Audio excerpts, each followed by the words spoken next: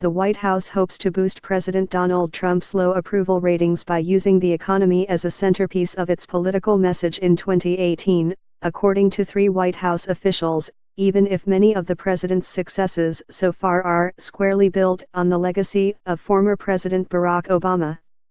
The trends of declining unemployment, coupled with healthy gains in the stock market, began during Obama's first term, a welcome uptick following the global economic downturn Obama inherited in 2009. The Trump administration has built on those gains, particularly in recent months. Business confidence has soared on the expectation of sweeping tax cuts as well as the administration's push to roll back regulations on everything from energy to housing to healthcare to labor rules. But hard economic data on growth, job creation, and wages look very similar to the last several years under Obama. The pace of job growth actually slowed slightly to 174,000 per month in 2017 through November, compared with 187,000 per month in Obama's final year. Even Trump's stock market performance is similar to or trails Obama's. In the first 11 months of Obama's presidency, the Standard & Poor's 500 rose 37%. It rose 18% under Trump. The Dow rose 30% in Obama's first 11 months to Trump's 24%. Despite the underlying similarities to Obama, the White House plans to brand the economy as Trump's doing in 2018 and sell a message that the nation is actually performing much better now, even before any impact from the tax cut bill. A key piece of the Trump argument will be that economic prospects are even stronger now after a wave of deregulation across federal agencies in 2017. "We took a big, beautiful ship that we're turning around, and a lot of good things are happening," the president said Wednesday while meeting with first responders in West Palm Beach, Florida. In a series of recent tweets and speeches, Trump has touted the booming stock market, pace of home sales, high consumer confidence, and the lower unemployment rate in manufacturing as evidence of a healthy economy over which he now presides. The stock market is setting record after record and unemployment is at a 17-year low. So many things accomplished by the Trump administration, perhaps more than any other president in first year. Sadly, will never be reported correctly by the fake news media, Trump tweeted 2 days before Christmas, citing a trend in employment gains that began in 2009 when joblessness peaked at 10%. The trend has been remarkably consistent for the past 8 years. And just 1 year ago, Trump called the jobless rate totally fiction. In February 2016 he suggested the real unemployment rate was as high as 42%. The White House's economic argument for the new year and the midterm elections centers on the idea that the real estate developer turned president knows how to boost the economy better than any politician with more traditional government experience.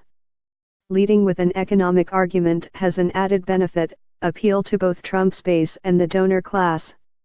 The donors appreciate the goodies associated with tax reform, including the slashing of business tax rates, reductions in the estate tax and the alternative minimum tax, and immediate expensing for new investments.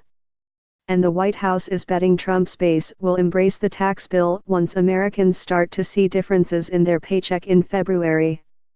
Today we stand on the verge of a new economic miracle.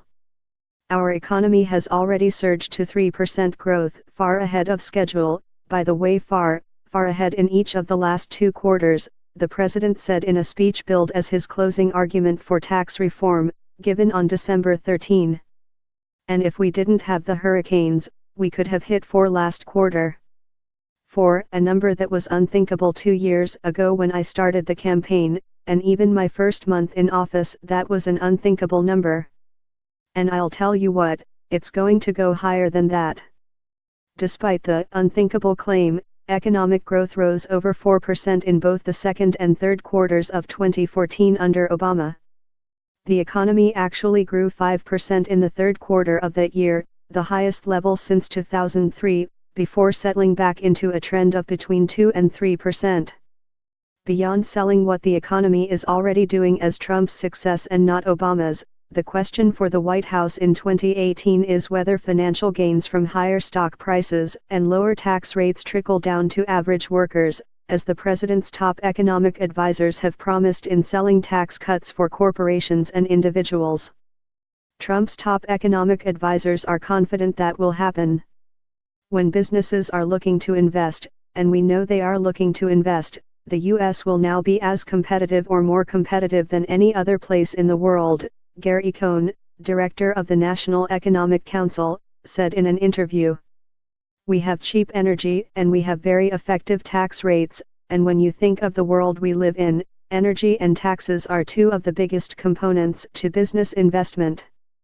Whether that investment boom materializes remains an open question. I don't see much evidence that companies are dying to invest, said Megan Green, chief economist at Manulife. When you look at surveys of what companies plan to do with cash from tax cuts, reducing borrowing, buying back stock and mergers and acquisitions are high on the list. Still, the White House hopes a boom in corporate investment driven by tax cuts and deregulation will lead to higher wages and productivity and draw discouraged workers back into a shrunken labor force. That would let them point to hard data that the economy really is doing better than it was under Obama. But if they don't, many economists suggest it's a stretch for Trump to take credit for the current economy. If it were me, I would certainly claim the credit, said Ian Shepherdson, chief economist at Pantheon Macroeconomics.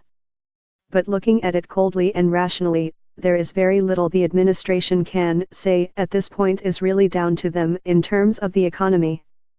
And there is also a significant risk that the tax cut bill creates a few quarters of faster growth that eventually recede as bigger deficits create higher interest rates that slow down private investment. You are essentially paying for this growth with over $1 trillion of borrowed money, said Shepherdson. Had the other guys done this, you'd have claims that they were going to bring on the end of the world by tea time.